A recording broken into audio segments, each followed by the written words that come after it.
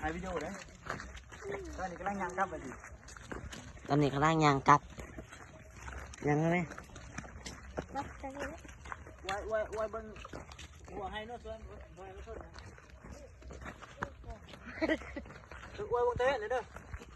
เต้นกำลังสิตกดินเนาะตอนนี้ก็ถือว่ากำลังสิย่างกลับเนาะกำลังสิย่างกลับวันนุ่นจะปลาค่ำเนาะมาย่างเบิ่งทิวทัศน์ธรรมชาติเนาะไว้เป็นผู้ประเจียงเนี่ยแหละผู้ประเจียงแล้วก็เป็นผู้ประเจียงเนาะตอนนี้กำลังสิย่างกลับเนาะถือว่าพลาดจุหน่อยมากอะ6 องค์เนาะนั่นตะเว้นไกลกำลังจะตกดินเนาะตะเว้นเนาะ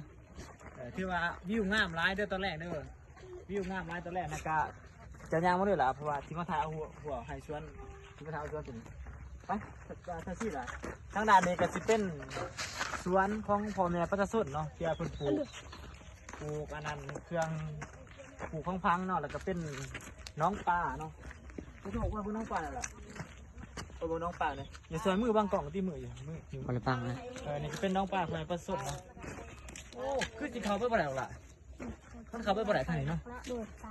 ไปเป็นยังครับ กินกันยังบ่ได้ไป ไปเอาเข้ากันเลยลูก